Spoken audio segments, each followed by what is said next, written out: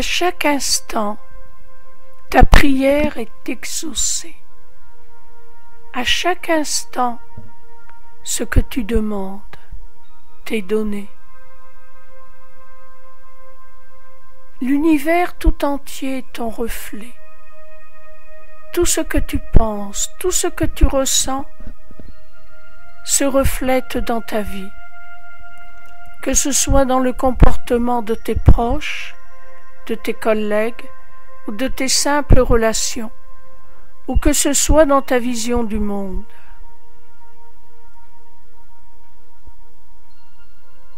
Il t'appartient donc de faire attention à ce que tu demandes, car cet univers créateur ne va pas prendre en compte tes paroles, mais prendra en compte ce qui émane de toi comme ressenti. Si tu demandes par exemple l'abondance financière et que ton ressenti est que tu ne possèdes pas cette abondance financière, ce sera ce manque qui va être enregistré par le monde créateur. Et ce sera cela ton expérience de vie. Et cela continuera encore et encore jusqu'à ce que tu prennes conscience que Dieu te donne tout à chaque instant, que la source de ton abondance est en toi et qu'il t'appartient de la vivre maintenant. Jésus disait bien « Demandez, vous recevrez, croyez que vous l'avez déjà reçu ». Je conçois qu'il n'est pas toujours facile de ressentir ce qu'il n'est pas encore là en apparence. Cependant, il y a des bons moyens pour s'aider, comme la répétition des phrases, comme la lecture de textes inspirants, et aussi, très important, de remettre tous ses sentiments négatifs à son être intérieur, le remercier de nous en libérer, ramener tout au long de la journée notre conscience sur la seule présence. Cela n'est pas une utopie. Tout ce que nous vivons est notre reflet pour chacun de nous. Il y a eu des expériences de fait par des chercheurs qui observent par exemple les atomes, les ions, les molécules.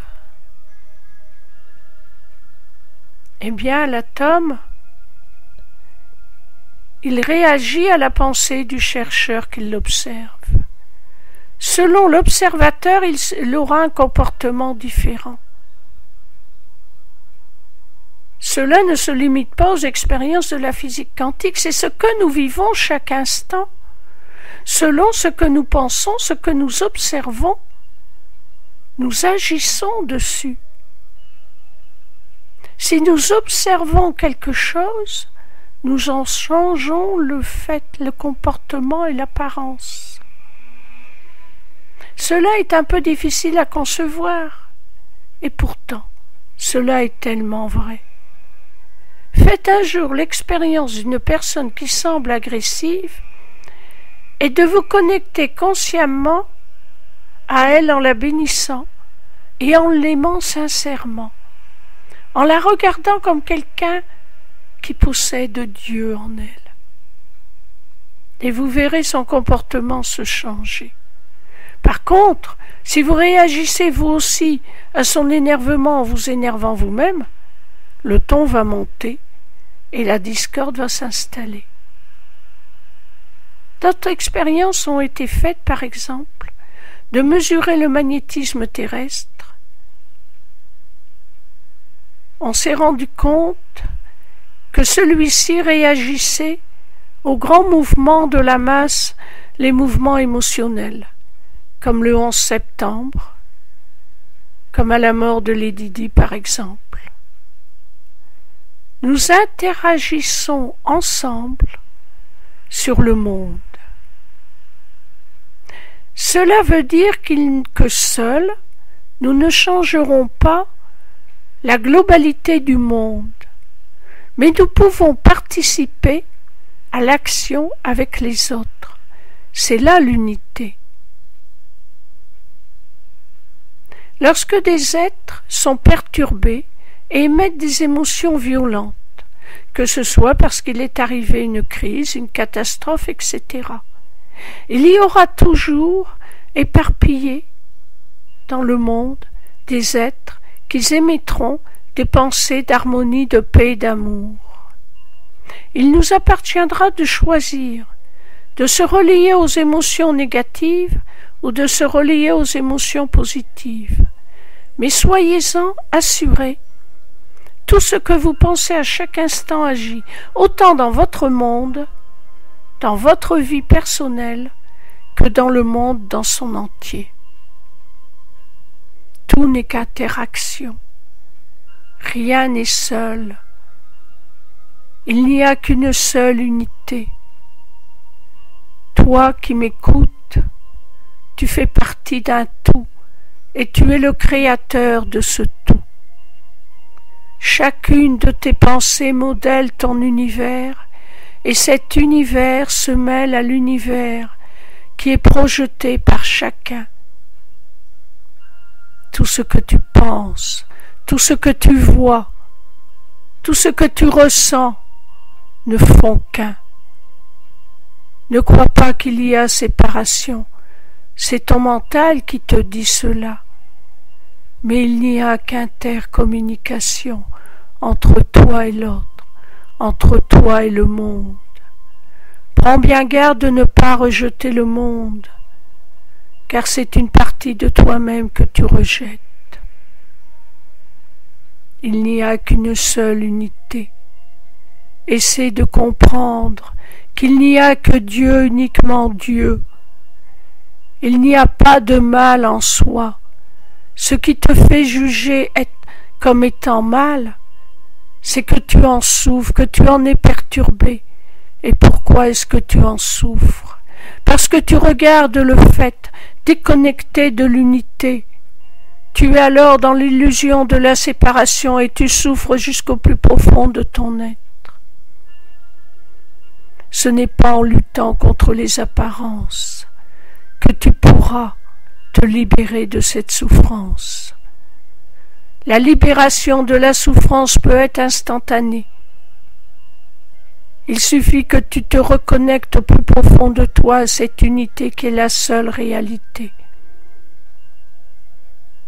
Tu peux te regarder dans le miroir et dire que ce miroir n'est pas bon, parce que l'image que tu vois ne te plaît pas.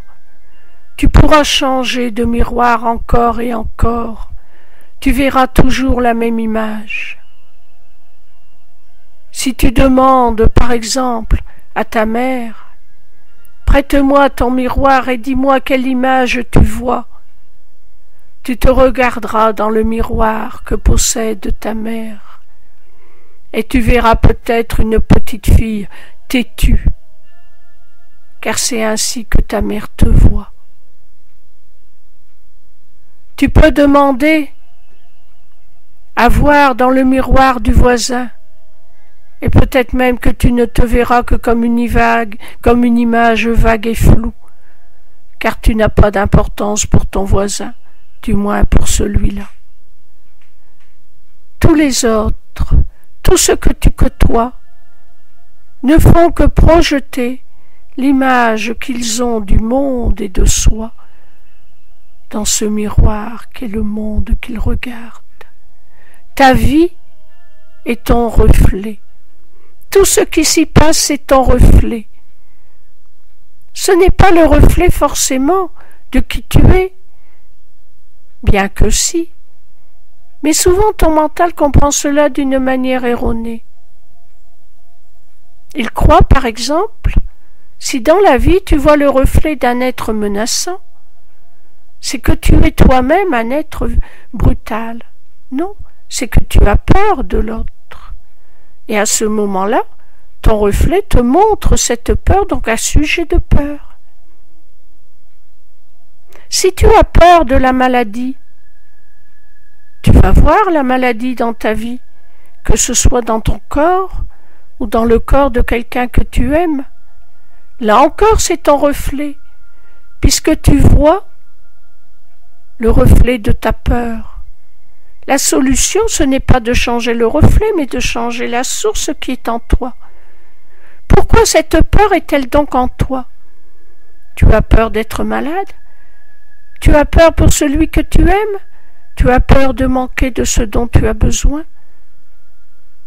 Tu as peur d'être critiqué, de ne pas être reconnu à ta juste valeur?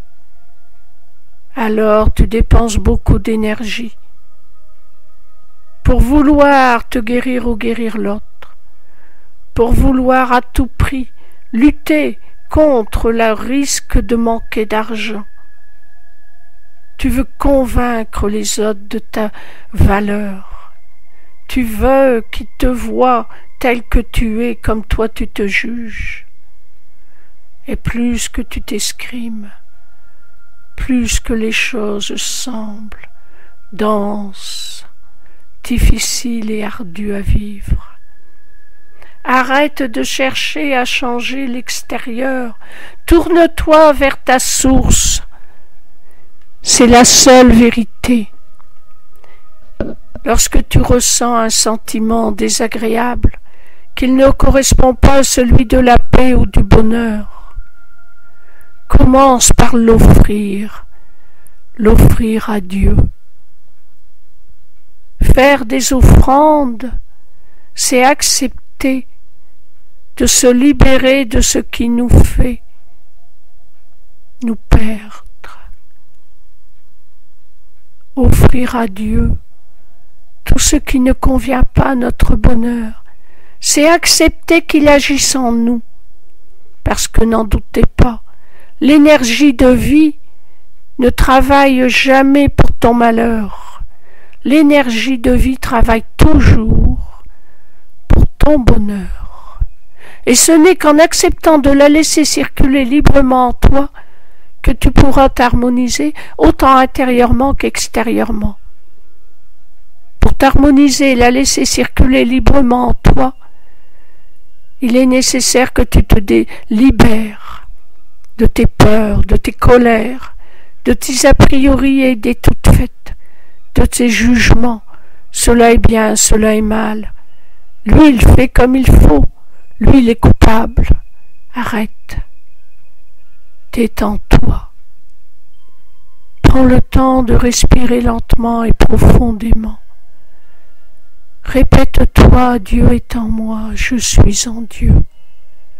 Lorsque tu ressens la lumière briller en toi, donne-lui tranquillement tout ce qui te gêne, tout ce qui n'est pas synonyme de bien-être, d'harmonie. Donne-lui tout cela, tu n'en as plus besoin. Dépouille-toi de tout ce fatras inutile. Il faudra peut-être que tu refasses cela de très nombreuses fois. Fais-le autant de fois qu'il le faut. Persévère. Et peu à peu tu verras ta vie s'harmoniser. Tu verras des merveilles s'accomplir peut-être. Mais alors prends garde de ne pas te laisser avoir par l'orgueil et te dire « Ah mais moi j'ai réussi ça. C'est moi qui ai accompli telle chose. Moi, je suis supérieur aux autres. » Non, ce n'est pas toi qui l'as accompli. Tu as laissé Dieu agir en toi. Tu as été un canal. Le mental que tu es n'a aucune puissance. La seule véritable puissance vient de cette source qui t'a créé et qui est en toi à chaque instant. Et il en est de même pour tous les êtres, même celui que tu crains. Il n'a que le pouvoir que tu lui donnes. Apprends à aimer et à bénir. C'est le meilleur moyen de te libérer des situations difficiles et des peurs. Rends grâce, bénis et aime. C'est le secret d'une vie heureuse. Ne lutte jamais contre ce qui t'est désagréable, mais harmonise-toi avec ce que tu aimes. Détourne ton attention de ce qui te semble ne pas aller, afin de porter ton attention sur tout ce qui est de source divine. Et rappelle-toi que le monde est ton reflet, l'autre est ton reflet. À chaque instant, ta prière est exaucée. À chaque instant, ta prière est prise en compte et tu la vois se manifester. Apprends à donner la bonne prière. La prière, ce ne sont pas des mots, ce sont des états de conscience, ce sont des ressentis. Lorsque tu dis des belles paroles et que ton cœur est rempli de peur, tu ne pries pas. Tu as beau dire « Mon Dieu », tu ne pries pas. Tu pries lorsque tu dis « Père, j'accepte, je sais qu'avec toi tout sera bien. J'accepte de laisser partir ces peurs et ces colères. J'accepte que ta volonté s'accomplisse, parce que je sais du plus profond de mon être que c'est le meilleur pour moi et ce que j'aime. » Et en le disant, tu le ressens très profondément. Pour en arriver là, il te faut te libérer du conditionnement de ton enfance, du conditionnement que tu as accepté pendant des années de vie d'adulte. Cela, tu y arriveras par la persévérance. Encore et encore, reporte ton attention sur le bon et le beau. Bénis, remercie et aime. Ta prière est exaucée à chaque instant.